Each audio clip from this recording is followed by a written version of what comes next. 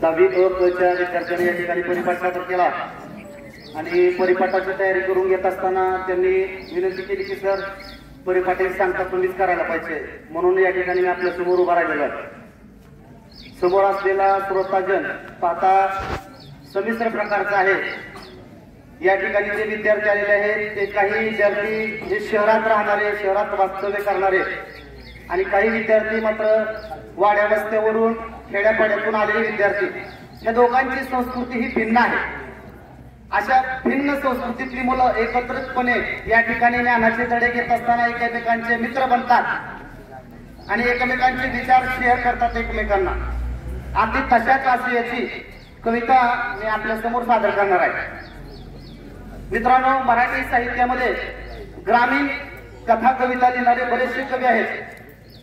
त्यातील इंद्रजित बाजीराव हे कवी अतिशय सुंदर सुंदर प्रकारच्या ग्रामीण जीवनावर प्रकाश टाकणाऱ्या कविता लिहितात।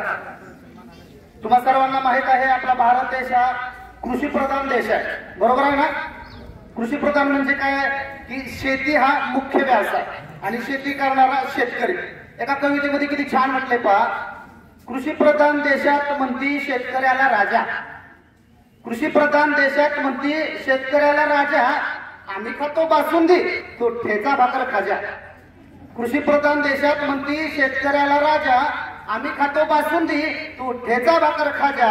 राबून राबून झाला त्याचा भिकाऱ्याचा भेस, राबून राबून झाला त्याचा भिकाऱ्याचा भेस, आणि तुम्ही अजून कसं म्हणताय आमचा कृषी प्रधान देश।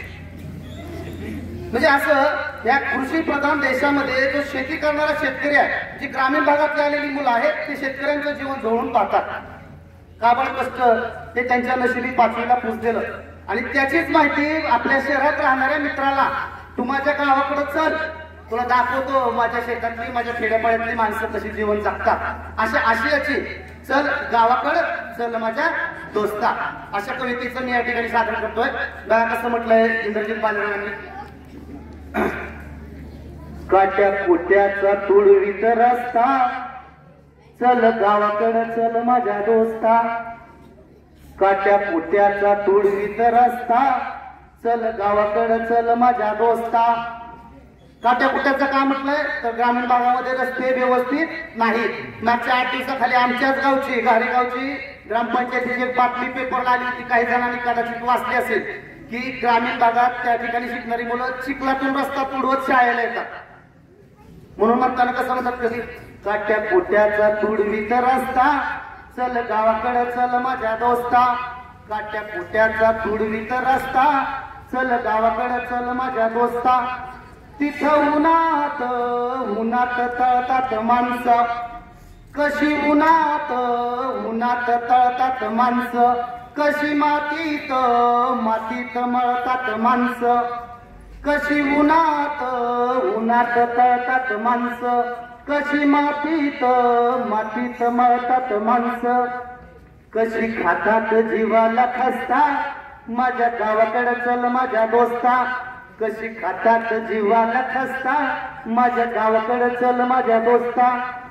काळ्या बापाचं हिरवं रान, काळ्या बापाचं हिरवं रान, काळ्या मायेनं पिकवलं सोनं, काळ्या मायेनं पिकवलं सोनं, पण त्यांच्या घामाचा भाव लय सस्ता, माझ्या गावाकडे चल माझ्या दोस्ता, काट्या पोट्याचा तुडवीत रस्ता, माझ्या गावाकडे चल माझ्या दोस्ता।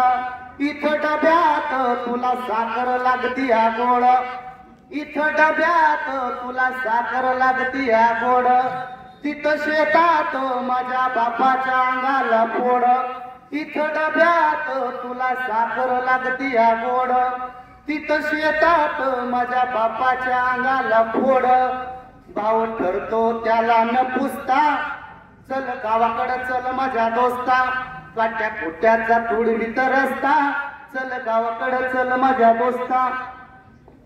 अशा पद्धतीनं ग्रामीण जीवनामध्ये जीवन जगणारे कष्टकरी वर्ग आहे, त्यांचं जीवन कसं असतं हे शहरातल्या ग्रामीण शहरी संस्कृतीमध्ये वावरणाऱ्या मुलांना कळावं, अशा आशयाची कविता या ठिकाणी थांबवतो।